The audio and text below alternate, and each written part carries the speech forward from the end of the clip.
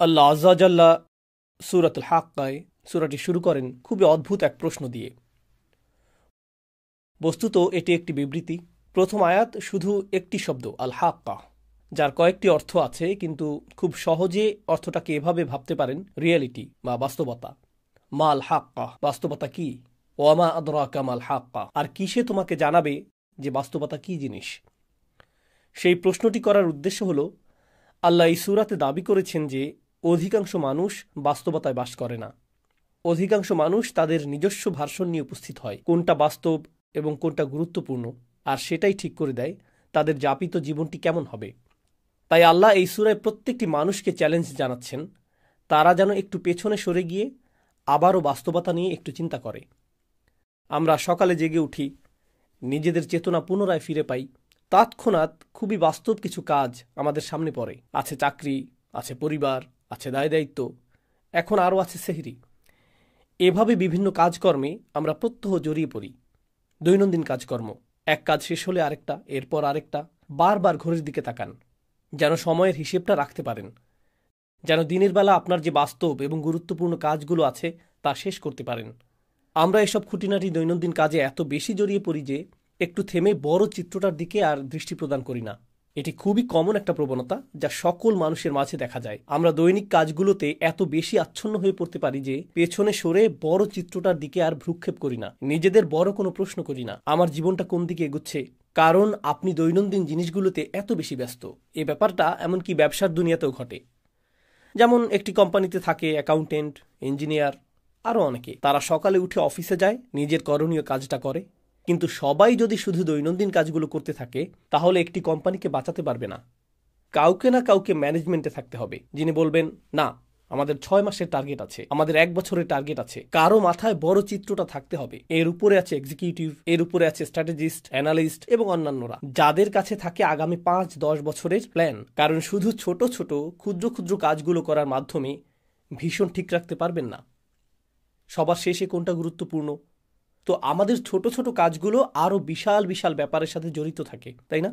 আল্লাহ প্রকৃতির মাঝে এই ব্যবস্থাপনায় সৃষ্টি করেছেন। উদাহরণস্বরূপ মৌমাছি, পিঁপড়া এবং অন্যান্য প্রাণীকুলের মাঝেও দেখা যায় তারা ছোট ছোট কাজ করে। প্রত্যেকটি পিঁপড়া জানে তাকে কি করতে হবে বাসা তৈরির জন্য। প্রত্যেকটি মৌমাছি জানে তাকে মৌচাকের কোন অংশে কাজ করতে হবে। প্রত্যেকেই নিজের ছোট কাজটার কথা জানে, কিন্তু আল্লাহ তাদের ডিজাইন করেছেন আরও বড় কিছু নির্মাণের জন্য।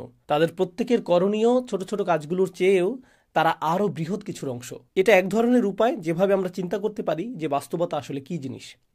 এই ছোট ছোট কাজগুলো যে আমরা করি, এগুলো যদি আরও বৃহৎ কিছুর সাথে সংযুক্ত না থাকে তাহলে আমাদের কাছে বাস্তবতার প্রকৃত উপলব্ধি নেই। তবে আমাদের দৈনন্দিন কাজগুলো সংযোগহীন। তাই আল্লাহ এই সূরাতে কি করলেন? তিনি বিভিন্ন উপায়ে বাস্তবতার প্রশ্নটাকে বিশ্লেষণ করলেন। আমি এখন যা করব এই 20 মিনিটের কম সময়ে ওই চিত্রগুলোর একটি আপনাদের সাথে শেয়ার করব। যখন আমাদের জীবনের এই সমস্ত ছোট ছোট মুহূর্তগুলোর সমাপ্তি আসবে অতি সত্বর, অথবা পরে এক সময় আমরা মাটির নিচে চলে যাব, এরপর চরম সত্য ঘটনা, চূড়ান্ত বাস্তবতা আরম্ভ হবে। সেই বাস্তবতায় সব কিছু উল্টে যাবে। এখানে এই দুনিয়াতে আমাদের ক্ষুদ্র ক্ষুদ্র কাজগুলো বড় কিছুর দিকে নিয়ে যায়। এভাবেই এই দুনিয়া কাজ করে। আপনি ছোট ছোট কাজ করেন, এমনকি যদি বিশাল কোনো দালান নির্মাণ করতে চান আপনাকে ফাউন্ডেশন দিয়ে শুরু করতে হবে। একটি একটি করে ইট গাঁথতে হবে, একটি করে কাঠের টুকরা, একটি করে পেরেক, অবশেষে তা বড় কিছুতে পরিণত হবে।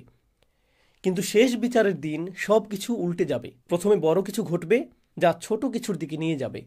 এই চিত্রটাই আল্লাহ তুলে ধরেছেন এবং কিভাবে সেদিন প্রকৃত বাস্তবতা অভ্যুদয় হবে। তো আজকের খুতবায় আমি আপনাদের জন্য সংক্ষেপে সেই চিত্রটি আঁকার চেষ্টা করব। সাধারণত খুতবায় আমি একটি বা দুটি আয়াতের উপর ফোকাস করি, কিন্তু ইনশাআল্লাহ কতগুলো আয়াতের সমষ্টির দিকে একত্রে দৃষ্টি দিব। আমরা আল্লাহর অঙ্কিত চিত্রটি বোঝার চেষ্টা করব, ওই চূড়ান্ত বাস্তবতার চিত্রটি। দোয়া করছি আল্লাহ তাআলা আমাদের সবাইকে সেদিনে সফলতা দান করুন। ফাইদা নুফিখ ফিস সূরি নাফখাতুন ওয়াহিদা, অতঃপর যখন সিংগায় ফুৎকার দেওয়া হবে, মাত্র একটি ফুৎকার। সিংগায় ফুৎকার দেওয়ার ধারণাটি আমরা জানি কিয়ামতের দিন 2 বার ফুৎকার দেওয়া হবে। আল্লাহ 2টি হর্নের কথা উল্লেখ করেছেন, কিন্তু এখন আল্লাহ উভয় চিত্রকে এই সূরায় একত্রিত করে দিলেন। তিনি এখানে যা করেছেন, এমনকি সিংগা শব্দটি উল্লেখ করার মধ্য দিয়ে এটা কিছুটা কনসেপ্ট মাথায় নিয়ে আসে। মানুষের স্মৃতিতে যদি প্রাচীন আরবের অমুসলিম কারোর সাথে কথা বলতেন কোরআন নাজিলের সময়কালে, কোরআনের শ্রোতাদের অধিকাংশই মুসলিম ছিল না। সে সময়ের মক্কায় বেশিরভাগই মুসলিম ছিল না, আর তারা এই কথাগুলো শুনছিল। তারা যখন সিংহা শব্দটি শুনত, তারা আখিরাত নিয়ে চিন্তা করত না, তারা গায়েব নিয়ে আমাদের মুসলিমদের মতো ভাবত না। তাদের ভাবনাটা ছিল, তারা যখন যুদ্ধ করতে যেত, একজন বিউগল বা সিংহা মুখে তুলে ফুৎকার দিত, সাথে সাথে ঘুমন্ত সৈন্যরা জেগে উঠত আর যুদ্ধের জন্য লাইন ধরে প্রস্তুত হয়ে যেত, কারণ যুদ্ধ শুরু হতে যাচ্ছে। সতর্ক সংকেত প্রদানের সময় এটা। বর্তমানেও মিলিটারি ব্যারাকে, মিলিটারি ক্যাম্পে ইত্যাদিতে অ্যালার্ম সিস্টেম, সাইরেন বা হর্ন বেজে উঠলে প্রতিটি সৈন্য জানে তাকে এক্ষুনি প্রস্তুত হতে হবে, ইউনিফর্ম পরতে হবে এবং রেজিমেন্টে গিয়ে দাঁড়াতে হবে। এমনকি যদি 10,000 সৈন্য হয়, 20,000 সৈন্য হয়, প্রত্যেকে তার করণীয় সম্পর্কে জানে। তারা এলোমেলোভাবে দাঁড়িয়ে থাকে না, সবাই নিজ নিজ রেজিমেন্টে সুশৃঙ্খলভাবে দণ্ডায়মান। হর্নের আওয়াজ সম্পর্কে বলতে গেলে আল্লাহ আজ্জাজাল্লাহ কোরআনের অন্যত্র বলেন, ওমা ইয়ালামু জুনুদা রব্বিকা ইল্লা হুয়া, তোমার রবের বাহিনী সম্পর্কে তিনি ছাড়া কেউ জানেন না। এই হর্ন বেজে উঠলে আল্লাহর সমস্ত সৃষ্টি এমনভাবে আচরণ করবে যেন তারা রিজার্ভ সৈন্য। এই সিগন্যালের অপেক্ষায় ছিল নিজ নিজ পজিশনে প্রস্তুত হতে। সকল সৃষ্টি প্রস্তুত। আল্লাহর সকল ফেরেশতা, আকাশমণ্ডলী, মেঘমালা, পৃথিবী সবাই একই পজিশনে মুভ করবে এই মহাঘটনা সংঘটনের জন্য, এই উপস্থাপনার জন্য। তো ঠিক এরপরেই আল্লাহ বর্ণনা করেন, ফাইদা নুফিখা ফিস-সূরি নাফখাতুন ওয়াহিদা ওয়া হুমিলাতিল আরদু ওয়াল জিবাল, জমিন এবং পর্বতমালাকে উপড়ে ফেলা হচ্ছে, বহন করা হচ্ছে। জমিন এবং পর্বতমালাকে বহন করার ধারণাটা অদ্ভুত, কারণ এখন তারা সবকিছু বহন করে। জমিন আমাকে আপনাকে বহন করে, জমিন আমাদের বাড়ি বহন করে, জমিন সব কিছু বহন করে। আর পাহাড় পর্বত বহন করে বিভিন্ন গাছপালা, পাথর এবং এর উপর স্থাপিত অন্য সব কিছু। তাদেরকে কেউ বহন করে না, তারা সবাইকে বহন করে। আল্লাহ ইতোমধ্যেই এমন একটি দৃশ্য বর্ণনা করেছেন যেখানে আমরা যা কিছুকে বাস্তব ভাবতাম তাকে উল্টে ফেলা হচ্ছে, বিপরীত দিক থেকে উল্টো করে ফেলা হচ্ছে। তো জমিনকে উত্তোলন করা হবে, বহন করা হবে, এর সাথে পর্বতগুলোকেও বহন করা হবে। এটা আরও ইঙ্গিত করে যে আমরা যাকে মনে করতাম এটা সবসময় নিজ স্থানে বর্তমান থাকবে, আমরা যাকে ভাবতাম এর ওজন আছে, দেখা যাচ্ছে এরাই ওজন হারিয়ে ফেলেছে, এদেরকেই তুলে নিয়ে যাওয়া হচ্ছে। ফাদুক্কাতান দাক্কাতাম ওয়াহিদা, আর একই আঘাতে তাদেরকে চূর্ণ বিচূর্ণ করা হবে, ফলে এরা সমান হয়ে যাবে। ধরুন হাতের মধ্যে নরম ভেজা ডো নিলেন, এরপরে সজোরে নিক্ষেপ করলেন, তখন এটা সমান হয়ে যায়। এই ধারণাটাই আল্লাহ বর্ণনা করেছেন যে সমগ্র পৃথিবীর অবস্থা এরকম হবে। তো পৃথিবীর উঁচু নিচু সব হারিয়ে যাবে। কুরআনের অন্যত্র আল্লাহ এভাবে বর্ণনা করেছেন, ওয়াইদাল আরদু মুদ্দাত, যখন পৃথিবীকে টেনে সমান করে ফেলা হবে। অন্য সূরাতে এসেছে যখন সমুদ্রগুলো ফুটতে থাকবে। সূরাতুল কাহাফে তিনি একে বর্ণনা করেছেন সুআইদান জুরুজা হিসেবে, সমতল ভূমি, পিচ্ছিল ভূমি। আর এখানে তিনি বলছেন এটাকে সজোরে নিক্ষেপ করে সমান করে ফেলা হবে। এখন কোনো কিছুকে সমান করে ফেলার অর্থ হলো একটি মাঠ তৈরি করা হচ্ছে। সমগ্র পৃথিবীকে কেন সমতল ভূমিতে পরিণত করে ফেলা হচ্ছে? আয়াতগুলো অগ্রসর হতে থাকলে আমরা দেখব যে একটি দৃশ্য উন্মোচিত হচ্ছে। তিনি বলেন, ফায়াউমা ইদিন ওয়াকাতিল ওয়াকিয়াহ, ওই দিন আসল ঘটনা সংঘটিত হবে। তিনি ইতোমধ্যেই বলেছেন আল হাক্কাহ, আর এখন বলছেন আল ওয়াকিয়াহ। আল ওয়াকিয়াহ দারুণ আকর্ষণীয় একটা শব্দ, কারণ এটি এসেছে ওয়াকি থেকে। ওয়াকি অর্থ ভারী ওজন। তো আল্লাহ বলছেন সেদিন ভারী ওজনের পতন ঘটানো হবে। এটি অদৃশ্য জগৎ থেকে চূড়ান্ত বাস্তবতা পতিত হওয়ার বা ঘটার এক অভিব্যক্তি। কারণ সত্য সবসময় ওজনদার হয়, সত্য গুরুতর, সত্যের সারবত্তা আছে, আর মিথ্যা হয় ওজনহীন, ফাঁকা। তো আল্লাহ বলছেন তখন ওজনদার সত্য ড্রপ করা হবে, অর্থাৎ তখন চূড়ান্ত বাস্তবতার অভ্যুদয় হবে। অতপর ওয়ানশাক্কাতিস সামা, এতক্ষণ যা বলেছি তা পৃথিবীতে ঘটতে থাকবে। সমগ্র পৃথিবীকে সমতল ভূমিতে পরিণত করা হবে। এরপর আল্লাহ বলেন ওয়ানশাক্কাতিস সামা, আকাশকে ছিঁড়ে খুলে ফেলা হবে। ইনশিকাক শব্দটি ব্যবহার করা হয় যখন একটি কাপড় নিয়ে মাঝখান থেকে ছিঁড়ে ফেলেন, মাঝখানটা এখন ছিঁড়া, একে বলা হয় ইনশিকাক। আল্লাহ এই শব্দটি ব্যবহার করেছেন আকাশের অবস্থা বর্ণনা করতে। ওয়ানশাক্কাতিস সামা ফাহিয়া ইয়াউমা ইদিন ওয়াহিয়া, এরপর সেদিন এটা খুলে যেতে শুরু করবে। ওয়াল মালাকু আলা আরজালিহা, আকাশ যখন খুলে যেতে শুরু করবে, এই ফাটলটা যখন আবির্ভূত হবে, আল্লাহ বলছেন তখন ফেরেশতারা, সম্ভবত জিবরিল আলাইহিসসালাম দিয়ে শুরু হবে, কারণ এক বচন ব্যবহার করা হয়েছে, কিন্তু এটা ইসমুল জিন্স, যা সবাইকে অন্তর্ভুক্ত করে। যাই হোক, ফেরেশতারা আকাশের ওই উন্মুক্ত অংশে লাইন ধরে থাকবেন আমি চাই আপনারা গুরুত্ব দিয়ে বুঝুন এখানে কি ঘটছে। প্রাচীন যুগে যখন সেনাবাহিনী কোনো শহর জয় করতে যেত, দেখা যেত যে প্রাচীন শহরগুলোর চারপাশে বিশালাকার দেওয়াল তুলে প্রতিরক্ষা ব্যবস্থা করা হতো। তাদের থাকতো প্রকাণ্ড গেট। তারা গেটগুলো অত্যন্ত মজবুতভাবে নির্মাণ করত, কারণ শত্রুরা তো আর দেওয়াল ভেদ করে আসতে পারবে না, তাদেরকে আসতে হবে গেট ভেঙে। যদি গেট ভেঙে ফেলা হয়, গেট যদি খুলে ফেলা হয়, তার মানে শত্রুপক্ষ শহর জয় করে ফেলেছে। শহরের পতন হয়ে গেলে আগত বাহিনী তথা আক্রমণকারী বাহিনী গেইটের পাশে লাইন ধরে দাঁড়িয়ে যায় সেনাপতিকে স্বাগত জানানোর জন্য বা বিজয়ী রাজাকে স্বাগত জানানোর জন্য। বিজয় উদযাপনের জন্য প্রস্তুতি নেওয়া হচ্ছে, তাই না? আয়াতগুলোর ভাষাতে ঠিক এরকম একটি চিত্র তুলে ধরা হচ্ছে। শুরুতে জমিনকে সমতল করা হচ্ছে, এরপর আকাশকে ছিঁড়ে খুলে ফেলা হচ্ছে। আচ্ছা, আকাশ ছিঁড়ে খুলে ফেলা বলতে কি বোঝানো হচ্ছে? আপনাদের কেউ কেউ সায়েন্সের ছাত্র বা বাচ্চারা যারা সায়েন্স পড়ে জানে যে আকাশ তো খালি জায়গা, এটা তো ফাঁকা। ছিঁড়ে খুলে ফেলা বলতে কি বোঝাচ্ছেন? আল্লাহ এখানে যা বর্ণনা করছেন তা খুব সহজে ডাইমেনশন দিয়ে বুঝতে পারবেন। আমরা আছি দৃশ্যমান ডাইমেনশনে, যেখানে আমরা একে অপরকে দেখতে পাচ্ছি। আমরা ভাবছি এটাই বাস্তব, কিন্তু ঠিক এই মুহূর্তে আমাদের সাথে ফেরেশতারা আছেন। ঠিক এই মুহূর্তে কিরামান কাতিবিন, মর্যাদাবান ফেরেশতারা আমাদের সব কিছু লিখে রাখছেন একটি খাতায়। এটি এমনকি কালি দিয়ে লেখা হচ্ছে না, এটি কিতাবুম মারকুম, পেজগুলোতে সেলাই করা হচ্ছে। কারণ কালির ক্ষেত্রে যদি পানি পড়ে লেখাগুলো অস্পষ্ট হয়ে যেতে পারে, বা আঙুল দিয়ে ঘষা দিলেও দাগ পড়ে যেতে পারে। কিন্তু লেখা যদি সেলাই করা হয়, আমরা যাকে বলি এমব্রয়ডারি, আমাদের কাজগুলোকে পাতাগুলোতে এমব্রয়ডারি করে নথিভুক্ত করা হচ্ছে। কিতাবুম মারকুম, আরবিতে এর নাম রকম। এভাবেই রেকর্ড করা হচ্ছে। এটা ঠিক এখনই ঘটছে, কিন্তু আমরা তা দেখতে পাচ্ছি না, কারণ এটা ঘটছে একটি পর্দার ওপরে। এই পর্দার নাম হলো গাইব, গাইবের পর্দা। এজন্য গাইবের ধারণাটা কি ঘটবে বিচার দিবসে। ফাকাশাফনা আনকা গিতাআক, সূরা কাফে যেমন এসেছে। তিনি বলেছেন, আমি পর্দা সরিয়ে দিয়েছি, তোমার সামনে যে পর্দা ছিল তা আমি সরিয়ে দিয়েছি। অতএব এই মুহূর্তে চোখের সামনে একটি পর্দা আছে যা আমাকে অদৃশ্য জগৎ দেখতে বাধা দিচ্ছে। ঠিক একইভাবে যখন কোনো ডাক্তারের কাছে যান, ওনারা যখন এক্স রে করেন, তারা এক্স রে মেশিনের ভেতর দিয়ে এমন কিছু দেখেন যা আপনি এই মুহূর্তে দেখতে পাচ্ছি না। একটি লেন্স থাকে, একটি ডিভাইস থাকে যা অদৃশ্য পর্দা দূর করে দেয়। ফলে আপনি শরীরের ভেতরের জিনিসও দেখতে পাচ্ছেন, যা অন্যথায় দেখা সম্ভব ছিল না। একই ব্যাপার মিলিটারি প্রযুক্তিতেও দেখা যায়। তারা থার্মাল গগলস পরিধান করে, যেটা দিয়ে আপনি দেয়াল ভেদ করে দেখতে পাবেন যে অন্য পাশে কতজন লোক আছে বা এরকম কিছু। তো ধারণাটা অনেকটা এরকম। আল্লাহ বলছেন, অদৃশ্যের পর্দা ছিঁড়ে খুলে ফেলা হচ্ছে। অদৃশ্যের ওপারে কি আছে? ফেরেশতারা, অদৃশ্য জগৎ। তারা তখন দৃশ্যমান জগতে প্রবেশ করতে থাকবেন। তখন প্রথমবারের মতো মানবজাতি ফেরেশতাদের দেখতে পাবে শেষ বিচারের দিন। আকাশ ছিঁড়ে যে গেটটি খুলে ফেলা হয়েছে, আল্লাহ বলছেন ফেরেশতারা ওই গেটের সকল পাশে লাইন ধরে উপস্থিত হবেন। ওয়াল মালাকু আলা আরজাইহা ওয়া ইয়াহমিলু আরশা রাব্বিকা ফাওকাহুম ইয়াওমা ইযিন সামানিয়া। এবং আরশ, আল্লাহর রাজ সিংহাসন, সেদিন বহন করা হবে ৮ জন দিয়ে। এই ৮ জন কারা সে বিষয়টা আল্লাহ বর্ণনা করেননি, কিন্তু মুফাসসিরগণ বলেন ওনারা ৮ জন বিশেষ ফেরেশতা যারা আল্লাহর আরশ বহন করার দায়িত্বে নিয়োজিত। আল্লাহর আরশের একটি ভার্সন সেদিন বহন করে আনা হবে, শুধু মানুষকে দেখানোর জন্য যে রাজাধিরাজ আল্লাহ মানুষের বিচার শুরু করতে যাচ্ছেন। কারণ আগের যুগে এখানে প্রতীকের ব্যাপারটা গুরুত্বপূর্ণ।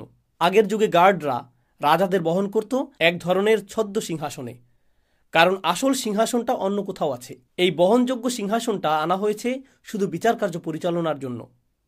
যদিও রাজার এখনো আগমন ঘটেনি, কিন্তু সিংহাসন আনা হয়েছে। তো ওয়াহমিলু আরশা রাব্বিকা ফাওকাহুম ইয়াওমা ইযিন সামানিয়া, আর্মিরা গেট খুলে ফেলেছে, সিংহাসন আনা হয়েছে ৮ জন দিয়ে। এই ৮ জন কি ফেরেশতা নাকি আল্লাহর অন্য কোনো সৃষ্টি? আলী রাদিয়াল্লাহু তাআলা আনহু সহ অন্যরা বলতেন যে ৮ জন বলতে কি ৮ জন, নাকি ৮,০০০, নাকি ৮ লেজন বোঝানো হয়েছে। মা হিয়া হাদিহি সামান, আমরা জানি না এটা এই ৮ কারা, এটা আল্লাহ আমাদের জানাননি। তো তিনি বলেন ইয়াউমা ইদিন ইউরাদুন, এত সব কিছু কেন ঘটছে? কেন সমগ্র ভূপৃষ্ঠকে সজোরে সমান করে ফেলা হচ্ছে? কেন আকাশ ছিঁড়ে খুলে ফেলা হচ্ছে? হঠাৎ করে কেন ফেরেশতারা সব উপস্থিত হচ্ছেন? কেন সিংহাসন আনা হচ্ছে? এই সমস্ত কিছু কেন ঘটছে? ইয়াউমা ইদিন তুরাদুন, সেদিন তোমাদের সকলকে, তিনি আমাকে বলছেন, আপনাকে বলছেন, সেদিন তোমাদের সকলকে হাজির করা হবে। তুরাদুন লা তাখফা মিনকুম খাফিয়া, তোমাদের কোনো গোপনীয়তাই আজ আর গোপন থাকবে না। তো আপনারা লক্ষ্য করছেন বিশাল বিশাল ব্যাপার ঘটছে। এরপর হঠাৎ করে একেবারে ক্ষুদ্র বিষয়গুলো, যা সমগ্র দুনিয়ার কাছে গোপন ছিল, যা আমি আপনি ছাড়া কেউ জানতো না, যা আমি বলেছি, যা আমি করেছি, যে নিয়ত আমার ছিল, যদিও মানুষ আমার কাজ দেখেছে কিন্তু আমার নিয়ত দেখেনি, ওইটা গুপ্ত ছিল। এমনকি সবাই এখানে নামাজ পড়ার আগে সবাই সালাতুল জুমার জন্য বসে আছেন, কিন্তু আমাদের নিয়তগুলো হয়তো অভিন্ন নয়, কারো হয়তো ভিন্ন নিয়ত আছে। আপনি তা দেখতে পান না, আপনার পক্ষে তা দেখা সম্ভব নয়, এটা গোপন। কিন্তু সেদিন কোনো গোপন জিনিসই আর গোপন থাকবে না, কিছুই লুকায়িত থাকবে না। কিছু সাহাবা এই আয়াত সম্পর্কে বলেছেন, কারণ সেদিন মানুষের পরনে কোনো কাপড় থাকবে না, কেউ কোনো পরোয়া করবে না। আল্লাহ শুধু মানুষের আমলগুলো উন্মুক্ত করবেন না, আল্লাহ তাদের নিজেদেরকে উন্মুক্ত করে দিবেন। তো লা তাখফা মিনকুম খাফিয়া। এখন ব্যাপারটা এমন যেন এই বিশাল ঘটনা, আকাশ এবং সমগ্র পৃথিবীকে নতুন করে সাজানো হয়েছে, নতুনভাবে ইঞ্জিনিয়ারিং করা হয়েছে। এই সমস্ত কিছুর উদ্দেশ্য হলো আমি এবং আপনি। এই সমস্ত কিছুর উদ্দেশ্য হলো যেন আমি আপনি আল্লাহর সামনে দণ্ডায়মান হই এবং বিচারের সম্মুখীন হই। এই সমস্ত কিছু হলো ঘটনার পূর্ব প্রস্তুতি। এখন প্রশ্ন উঠে, আল্লাহ আজ্জাওয়াজাল্লাহ হলেন আল হাকিম, তিনি সকল প্রজ্ঞার মালিক। আর আল্লাহ আজ্জাওয়াজাল্লাহ ইন্নামা আমরুহু ইদা আরাদা শাইআন আইয়াকুল লাহু কুন ফায়াকুন। আল্লাহ শুধু বলেন হও আর এটা হয়ে যায়। তো কেউ মারা যাওয়ার সাথে সাথে আল্লাহ বলতে পারতেন অমুককে জাহান্নামে ফেলো, অমুককে জান্নাতে রাখো। তিনি তৎক্ষণাৎ সিদ্ধান্ত নিতে পারতেন। তার তো এই মহা আয়োজনের দরকার নেই। তাকে তো আকাশ খুলতে হবে না, ফেরেশতাদের প্রদর্শন করতে হবে না, এরপর সিংহাসন আনতে হবে না, এরপর আমাদের সমস্ত আমলগুলো গণনা করতে হবে না, আল্লাহকে তো ভালো মন্দ গুনতে হবে না। তিনি তো সব ইতিমধ্যেই জানেন। আল্লাহর কাছে আছে সব কিছুর ক্যালকুলেশন, আছে সব কিছুর হিসাব। আল্লাহর চেয়ে কার কাছে উত্তম হিসাব আছে? তাহলে আমাদের সম্মুখে আল্লাহর এই বিশাল দৃশ্যের অবতারণা করার উদ্দেশ্য কি? ব্যাপারটা আসলে ন্যায় বিচারের ধারণার সাথে সম্পর্কযুক্ত। এই দুনিয়াতে মানুষ যে বিষয়গুলো চায় তার মধ্যে একটি হলো ন্যায় বিচার। কিভাবে ন্যায় বিচার হয়? দুটি বিষয় ঘটতে হবে যদি ন্যায় বিচার পেতে চান। প্রথম যে বিষয়টি ঘটতে হবে তা হলো বিচার প্রক্রিয়ার ন্যায্যতা থাকতে হবে, বিচার প্রক্রিয়ার নিরপেক্ষতা থাকতে হবে। দ্বিতীয় যে বিষয়টা ঘটতে হবে তা হলো আপনাকে বিচারটা প্রদর্শন করতে হবে। গোপনে বিচার করতে পারবেন না। যদি পুলিশ কাউকে গ্রেফতার করে, তাকে ধরে এবং জেলে নিক্ষেপ করে আর বলে যে তাকে দোষী সাব্যস্ত করা হয়েছে, তখন প্রশ্ন উঠে কখন তাকে দোষী সাব্যস্ত করা হলো, তার বিচার কখন হলো? ও, এটা গোপনে করা হয়েছে। বিশ্বাস করুন, বিচারটা ন্যায় বিচার হয়েছে। আচ্ছা, বিচারটা যদি গোপনে হয়, সাথে সাথে সবাই চিন্তা করবে বিচারটা যদি এতই ন্যায্য হয় তাহলে গোপনে করলেন কেন? প্রমাণাদি দেখাচ্ছেন না কেন? প্রকাশ করছেন না কেন? অতএব শুধু ন্যায় বিচার করলেই হবে না, ন্যায় বিচারটা সবাইকে দেখাতেও হবে। উভয় ব্যাপারটা ঘটতে হবে। কাউকে জাহান্নামে ফেলা হলো, তখন সে বলতে পারে, হ্যাঁ, আল্লাহ আমাকে এখানে ফেলেছেন, কিন্তু আমি খুবই ভালো মানুষ ছিলাম, আমি জানিও না আমি এখানে কেন, আমি তো সৎ জীবনযাপন করেছি। তারা এমনটা বলতে পারে। যদিও তারা ভালো মানুষ না হয়ে থাকে, তবু তারা এই অজুহাতটা দেখাতে পারে, কারণ বিচারটা তো তাদের দেখানো হয়নি, তাই না? প্রকৃতপক্ষে এমনকি সেদিনও কিছু মানুষ অজুহাত দেখানোর চেষ্টা করবে। আল্লাহ কি করলেন? আল্লাহ দেখিয়ে দিলেন, লা তাখফা মিনকুম খাফিয়া, কোনো কিছুই গোপন থাকবে না।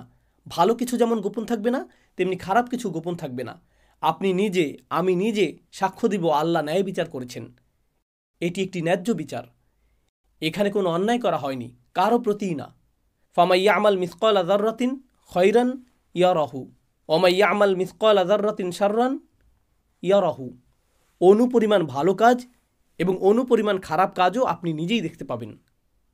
এটাই মূল কারণ। এত বিশাল আয়োজন করা হবে এই জন্য যে যেন আল্লাহ প্রদর্শন করতে পারেন বিচারটা কত ন্যায়ানুগ হয়েছে। আমার আপনার চোখের সামনেই এটা ঘটবে। এটা সেই মহাবিচারের প্রস্তুতি। এখন কিছু সময়ের জন্য একটু কল্পনা করুন, আমরা বিভিন্ন ইভেন্টে যোগ দিই। কেউ ঈদ পার্টির আয়োজন করলো, এটা একটা ইভেন্ট। চলুন আরও বড় কোনো ইভেন্টের কথা চিন্তা করি। নতুন প্রেসিডেন্টের শপথ অনুষ্ঠান হবে বা নতুন প্রধানমন্ত্রী নির্বাচন করা হয়েছে, তখন অনুষ্ঠান করা হয়, উদ্বোধনী অনুষ্ঠানের আয়োজন করা হয়, জাতীয় উৎসবের একটি দিন। বিশাল এক ব্যাপার। যখন বিশাল কিছু হয় তার জন্য প্রস্তুতিটাও হয় অনেক বড়। আল্লাহ এত ব্যাপক প্রস্তুতি নিচ্ছেন, এত প্রকাণ্ড আয়োজন। কত যে আয়াতে এই ইভেন্টের প্রস্তুতির কথা এসেছে। সিঙ্গার আওয়াজ থেকে শুরু করে আকাশ ছিঁড়ে ফেলা, ফেরেশতাদের সারিবদ্ধ হয়ে দাঁড়িয়ে যাওয়া, সিংহাসনের আগমন, এই যে এত বিশাল আয়োজন, আমার কৃতকর্মগুলো হিসেবের জন্য, আপনার কৃতকর্মগুলো হিসেবের জন্য। আল্লাহর কাছে আমাদের কর্মগুলো এতটাই গুরুত্বপূর্ণ, অথচ আমরা মনে করি আমাদের কৃতকর্মগুলো ছোটোখাটো বিষয়। মনে আছে আমি যে শুরুতে বলেছিলাম এই জগতে ক্ষুদ্র ক্ষুদ্র বিষয়গুলো বড় কিছুর দিকে নিয়ে যায়, আর বিচার দিবসে কি হবে? সেদিন বিশাল বিশাল ব্যাপারগুলো ঘটবে আমার আপনার একেবারে ক্ষুদ্র ক্ষুদ্র আমলগুলোর হিসাব নিকাশের জন্য। তাই আমাদের মুখ থেকে নির্গত হওয়া কোনো শব্দকে আমরা ছোট করে দেখি না, আমাদের কৃত কাজগুলোকেও আমরা হালকাভাবে দেখি না। এটাই মূল কারণ। অতপর তিনি সুবহানাহু ওয়া তাআলা বলেন, ফাআম্মা মান উতিয়া কিতাবাহু বিয়ামিনিহি ফায়াকুলু হা উমুকরাউ কিতাবিয়া। মাত্র 2 মিনিট বাকি আছে, তাই সংক্ষেপে তুলে ধরব। আপনারা নিজে নিজে পড়ুন, ইনশাআল্লাহ এর থেকে উপকৃত হবেন। তিনি বলেন, আর যার আমলনামা তার ডান হাতে দেওয়া হবে, যে কেউ যাকে তার আমলনামা ডান হাতে দেওয়া হবে, আল্লাহ আমাদের সবাইকে তাদের অন্তর্ভুক্ত করুন। তো কেউ যখন তার ডান হাতে নিজ কৃতকর্মের খাতাটি পাবে, আল্লাহ বর্ণনা করেন, হা উম হা উম। হা উম মানে এদিকে আসো এবং গ্রহণ করো। হা উমের একটি অর্থ হলো এখানে আসো এবং নাও। আপনারা বিচার দিবসের বর্ণনা আগেও শুনেছেন। সেদিন কেউ কারো কোনো খবর রাখবে না।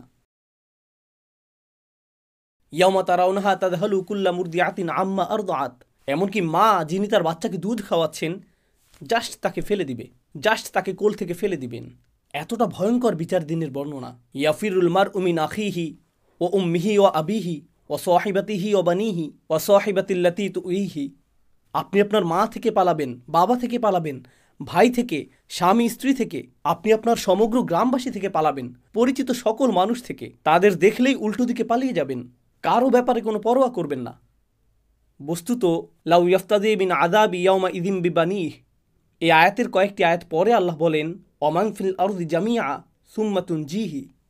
সেদিন মানুষ বলবে, ইয়া আল্লাহ, দরকার হলে অন্য সমস্ত মানুষ, আদম আলাইহিস সালাম হতে শুরু করে শেষ পর্যন্ত যত মানুষ আছে সবাইকে জাহান্নামে ফেলেন, কিন্তু আমাকে বাঁচান। এটাই সেদিন তারা বলবে, ওমান ফিল আরদি জামিআন সুম্মা ইনজিহ। সেই দিনে কিছু মানুষ ডান হাতে তাদের আমলনামা পাবে। এতে তারা যে কতটা খুশি হবে, তারাই একমাত্র গ্রুপ যারা শুধু নিজেদের জন্য খুশি হবে না, তারা ঘুরে ঘুরে নিজের আমলনামা বন্ধুদের দেখাবে, পরিবার পরিজনকে দেখাবে। আসুন দেখুন, দেখুন আমার ভালো ভালো আমলগুলো দেখুন, দেখুন আল্লাহ আমার সব নেক আমলগুলো লিখে রেখেছেন। প্রশ্ন হলো, জানি বেশি সময় নিয়ে নিচ্ছি, শুধু আর অল্প কয়েক মিনিট নিব। দোয়া করছি আমরা যেন আমাদের আমলনামা ডান হাতে পাই। এমনকি যদিও আমার আমলনামা ডান হাতে পাই, এতে তো শুধু ভালো কাজগুলো লিপিবদ্ধ থাকবে না।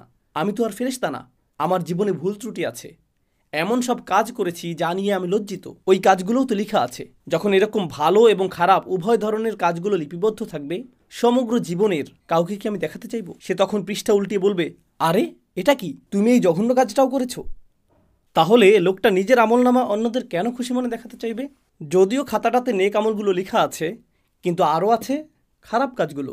ব্যাপারটা আসলে কোরআনে বর্ণিত মাগফিরাতের ধারণার সাথে সম্পৃক্ত। যদিও খারাপ কাজগুলো মুছে দেওয়া হয়নি, খারাপ কাজগুলো আসলে ঢেকে দেওয়া হয়েছে, আচ্ছাদিত করা হয়েছে। আপনি বুঝতে পারবেন, আগের দিনে বাচ্চারা কলম দিয়ে কিছু লিখত, লেখাটা ভুল হলে তারা সাদা রং দিয়ে ঢেকে দিত, এর উপর আবার লিখত। লেখাটা দেখে বোঝা যেত এখানে কিছু একটা ঢেকে দেওয়া হয়েছে। ব্যাপারটা ঠিক এরকম। আপনি বুঝতে পারবেন আমার কিছু কিছু কর্ম ঢেকে দেওয়া হয়েছে।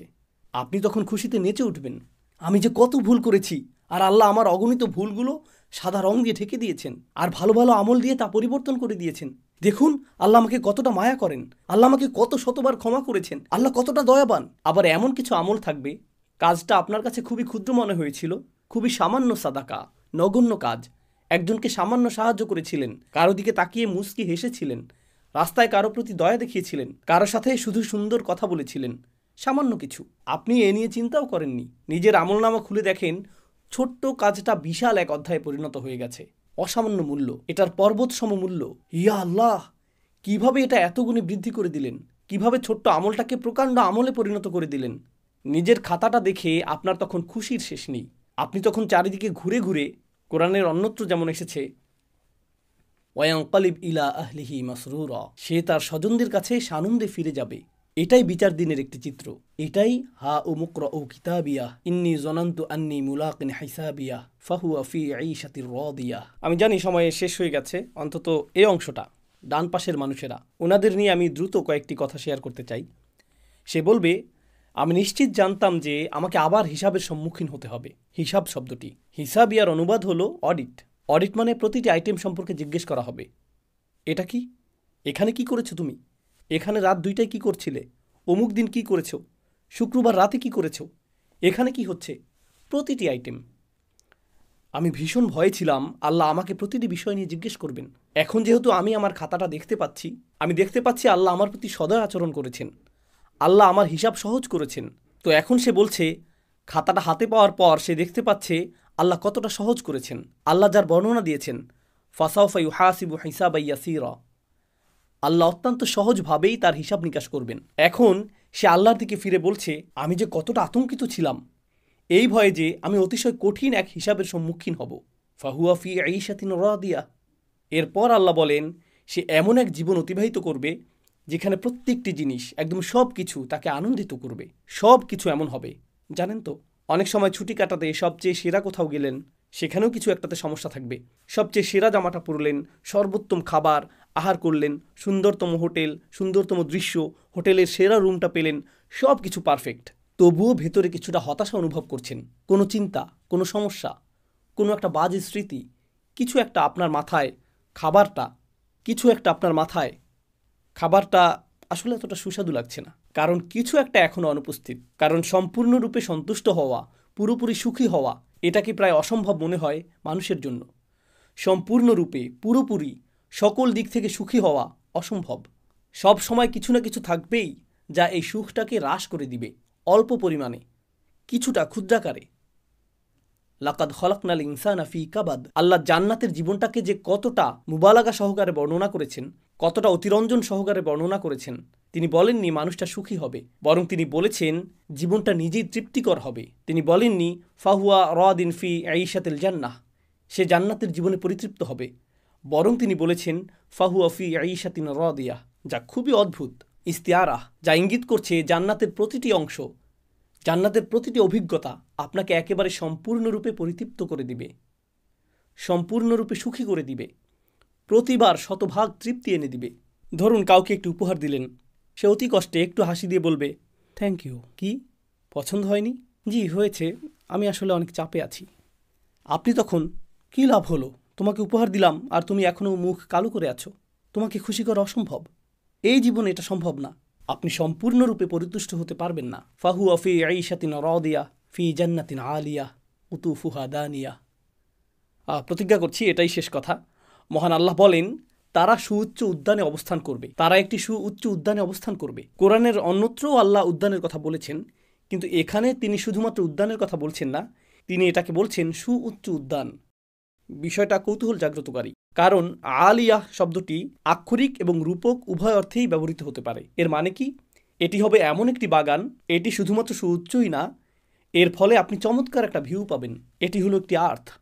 আর আমরা জানি যে যখন আপনি দর্শনীয় কোনো স্থানে যান, যখন আপনি পাহাড়ের চূড়ায় ওঠেন, আপনি যদি কখনও হাইকিংয়ে গিয়ে থাকেন অথবা গাড়ি চালিয়ে দূরে কোথাও যান যেখানে চমৎকার ভিউ রয়েছে, যেই মুহূর্তে আপনি চমৎকার কোনো ভিউ দেখতে পান, নিজের ভেতরে একটা প্রশান্তি লাভ করেন। সেখানে দাঁড়িয়ে পরিবেশটা অনুভব করতেই ভালো লাগে।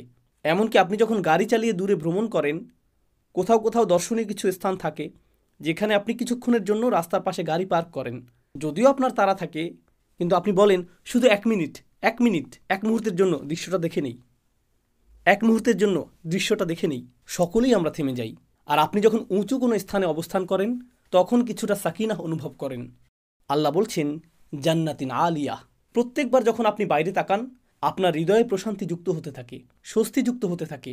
এর দ্বারা এটাও বোঝায় যে জান্নাতে যত দূর দেখা যাবে সবই হবে আপনার, আপনি এর চূড়ায় থাকবেন, আর যত দূর দেখা যাবে সব দিক থেকে এটা হবে আপনার রাজত্ব। ফাহুয়া ফি জান্নাতিন আলিয়া। তবে এর আরও অর্থ রয়েছে। এটা এমন উদ্যান যা হবে অত্যন্ত অভিজাত। আপনারা হয়তো এরকম কথা শুনেছেন, এরা উঁচু স্তরের মানুষ, এদের অবস্থান অনেক উঁচুতে, এরা উঁচু সমাজের মানুষ। আপনি যদি সমাজের উঁচু স্তরে অবস্থান না করেন, তারপরেও যদি উঁচু স্তরের কোনো বিবাহ বা অনুষ্ঠানের নিমন্ত্রণ পান, আপনি সেখানে প্রবেশ করেন আর ভাবেন ওয়াও, এই স্থানটি কল্পনাতুল্য, জানি না এর জন্য উপযুক্ত পোশাক পরেছি কিনা, আমার তুলনায় স্থানটি অনেক বেশি জাঁকজমকপূর্ণ, আমি কোনো কিছু নষ্ট করতে চাই না, আমি কি এখানে বসতে পারবো, সোফাটি অনেক দামি মনে হচ্ছে, আর জানি না এখানে থাকতে পারবো কিনা। তো আপনি অস্বস্তি বোধ করেন, কারণ এটা অতি উঁচু স্তরের, অতি অভিজাত। উদাহরণস্বরূপ আপনি পরিপাটি কোনো জাদুঘরে গেলেন যেখানে লেখা থাকে স্পর্শ করা নিষেধ। এমনকি স্পর্শ করা নিষেধ লেখা না থাকলেও আপনি যখন কোনো বিলাসবহুল অট্টালিকাতে প্রবেশ করেন, স্পর্শ করা নিষেধ কথাটি আপনি নিজের ভেতরেই অনুভব করেন, আমাকে সতর্ক হতে হবে, আমি কি জুতা খুলে প্রবেশ করব, আমি কি ওখানে যাব, আপনি তখন অতিরিক্ত সতর্ক থাকেন। কিন্তু আপনি যদি অতিরিক্ত সতর্ক থাকেন, আপনি অস্বাভাবিক বোধ করবেন, কারণ আপনি তাল মিলিয়ে চলতে পারছেন না। তো আল্লাহ সেখানে কি করবেন? আল্লাহ আপনাকে তৎক্ষণাৎ স্বাভাবিক বোধ করাবেন। তিনি বলেছেন, কুতুফুহা দানিয়াহ, ফলগুলো আপনার কাছে চলে আসবে এবং তৎক্ষণাৎ তা আপনার সামনে পরিবেশন করা হবে। সুবহানাল্লাহ। তো আপনার মনে হবে না যে আপনি অস্বস্তিকর অবস্থায় রয়েছেন। না না না, আপনাকে সেই স্থানের প্রতি সম্মান প্রদর্শন করতে হবে না, বরং সেই স্থানটি আপনাকে সম্মান প্রদর্শন করবে। কুতুফুহা দানিয়াহ। তিনি বলেছেন, কুলু ওয়াশরাবু হানিয়াম বিমা আসলাফতুম ফিল আইয়ামিল খালিয়াহ। এখন খাও এবং পান করো তৃপ্তি সহকারে, নিশ্চিন্তে উপভোগ করো, রিল্যাক্স। কোরআনের অন্যত্র আল্লাহ জান্নাতের এমন কাপের কথা উল্লেখ করেছেন যা থেকে পানীয় উথলে পড়ছে, অর্থাৎ পানীয় ছিটকে পড়ছে কিনা সেটাও আপনি লক্ষ্য করছেন না। এটা লক্ষণীয় কোনো বিষয় হবে না। আপনারা একে অপরের সাথে খেলা করবেন, আপনারা হাসি ঠাট্টা করবেন, খেলা করবেন, তখন সকলে মিলে খাবার উপভোগ করবেন, একে অপরের সঙ্গ উপভোগ করবেন। আল্লাহ বিচার দিবসের এই দৃশ্যপটটি উল্লেখ করেছেন। বিচার দিবসের ঠিক পরের অবস্থা, তখন মানুষ অত্যন্ত আতঙ্কিত থাকবে এজন্য যে সে হিসাবের সম্মুখীন হবে। ফাহুয়া ফি আইশাতিন রাদিয়াহ ফি জান্নাতিন আলিয়াহ কুতুফুহা দানিয়াহ কুলু ওয়াশরাবু হানিয়াম বিমা আসলাফতুম ফিল আইয়ামিল খালিয়াহ। সেই দিনগুলো যা অতিবাহিত হয়ে গিয়েছে, যা শূন্য হয়ে গিয়েছে, প্রতিনিয়ত এই দিনগুলো শূন্য হয়ে যাচ্ছে। আপনি একদিন পেছনে ফিরে যেতে পারবেন না, আপনি এক সপ্তাহ পেছনে ফিরে যেতে পারবেন না। গত কয়েকদিনের কথা চিন্তা করুন, আমরা হিসাবও রাখতে পারছি না, সময় এত এত দ্রুত এগিয়ে যাচ্ছে। তো এই দিনগুলো হবে এরকম, আপনি পেছনে ফিরে তাকাবেন আর জীবনকে মনে হবে এটা যেন একটা বোতল যা দ্রুত শূন্য করা হয়েছে। আল্লাহ এই ধারণাটিকেই এখানে বর্ণনা করেছেন। এর উদ্দেশ্য হলো যাতে আপনি এবং আমি উপলব্ধি করতে পারি যে এই পৃথিবীতে আমাদের হাতে যে কয়েকদিন সময় রয়েছে, আসুন এর সর্বোত্তম ব্যবহার করি, যাতে আমার আমলনামাটি এমন কৃতকর্ম দিয়ে পরিপূর্ণ করতে পারি যার ফলে আমরা তা উন্মুক্ত করে অন্য একজনকে দেখাতে পারবো যে দেখো আমি কত চমৎকার কাজ করেছি, আর আল্লাহ আমার প্রতি অসম্ভব করুণা করেছেন। আল্লাহ আজ্জাজাল্লাহ আমাদের সকলকে ডান দিকের অধিবাসীদের অন্তর্ভুক্ত করুন, যারা ডান হাতে আমলনামা গ্রহণ করবেন। আর মহান আল্লাহ আমাদেরকে মিলিত করুন তার জান্নাতে, চমৎকার সুউচ্চ সেই উদ্যানে। বারাকাল্লাহু লি ওয়া লাকুম ফিল কুরআনিল হাকিম ওয়া নাফা'নি ওয়া ইয়্যাকুম বিল আয়াতি ওয়া যিকরিল হাকিম।